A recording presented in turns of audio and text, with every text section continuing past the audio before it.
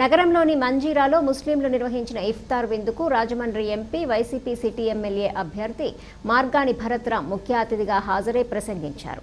ముస్లింలకు రంజాన్ పర్వదిన శుభాకాంక్షలు తెలిపారు. నగర అభివృద్ధిలో హిందువులు, ముస్లింలు, క్రైస్తవులు సంఘటితమై సోదరభావంతో ముందుకు రావాలని పిలుపునిచ్చారు. రాజమండ్రిని విశ్వనగరంగా అభివృద్ధి చేయాలన్నదే నా సంకల్పమన్నారు. 1000 సంవత్సరాల క్రితం రాజరాజ నరేంద్రుడు పాలించిన ఘనకీర్తి ఉందని, ఎంతో అద్భుతమైన ఘనచరిత్ర ఉందన్నారు. అటువంటి గత వైభవాన్ని మళ్లీ రాజమండ్రి నగరానికి తీసుకురావాలన్నదే నా సంకల్పమన్నారు. రాజమండ్రిలో మతాలకు అతీతంగా ప్రతి ఒక్కరూ ఒకరికి ఒకరు అన్యోన్యంగా ఉండటం వల్లే అభివృద్ధి దిశగా నగరం పరుగులు పెడుతోందన్నారు.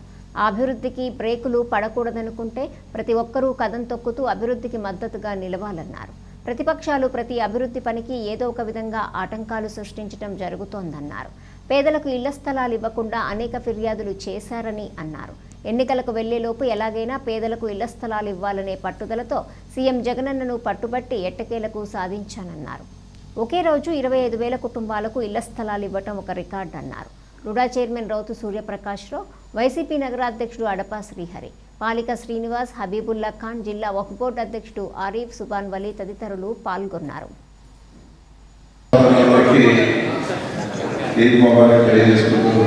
రాజమండ్రిలో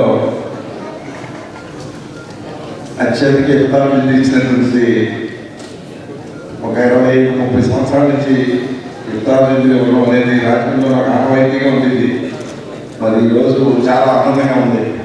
ఏం చేద్దంటే రంజాన్ మాసం వస్తుందంటే హిందూ ముస్లింల యొక్క ఐక్యతకి పండగగా నేను భావిస్తాను. ఇవాళ హిందూ ముస్లిమ్స్ ఒకటే చెప్పడానికి మొన్నటి రోజు నేను అటు అజాద్ చౌక్ నుంచి వెళ్తుంటే మా భయ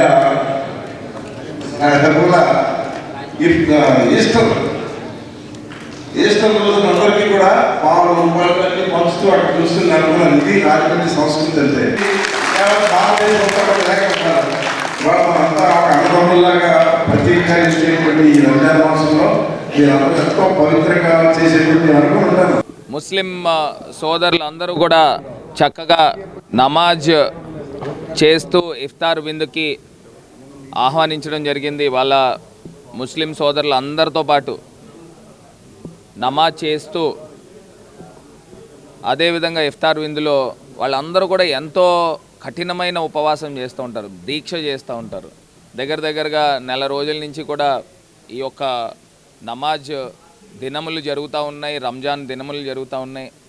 మరి అదేవిధంగా రేపు మంగళవారం కానీ లేకపోతే బుధవారం రాత్రి కానీ చంద్రుడిని నెలవంక చూసిన వెంటనే వాళ్ళకు రంజాన్ ఫెస్టివల్ రావడం జరుగుతుంది. ఈద్ ముబారక్ చెప్తూ మరి హిందూ, ముస్లిం, క్రైస్తవులు అందరూ కూడా ఒక సోదరుల మెలగాలి.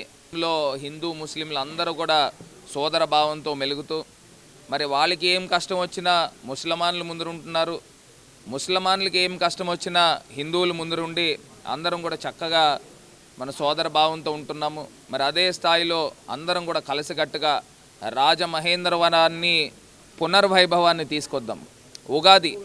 ఆ ఉగాది రోజు నుంచి మళ్ళీ మరుసటి రోజున ఇమీడియట్గా రంజాన్ ఈద్ ముబారక్ వస్తూ ఉంది, రంజాన్ వస్తూ ఉంది. సో అందరం కూడా మొన్నే ఈస్టర్ పండగ కూడా అయింది. సో ఇట్లా చక్కగా ఒకే మాసంలో ఇన్ని పండగలు రావడము, అందరూ కూడా కుల మతాలకు అతీతంగా ప్రజలందరూ కూడా మేమంతా ఒక్కటే అనే విధానంగా నినాదంతో ముందుకు రావాలని మనస్ఫూర్తిగా కోరుకుంటూ ముస్లిం సోదరులకు అందరికీ కూడా రంజాన్ శుభాకాంక్షలు తెలియపరుస్తాను.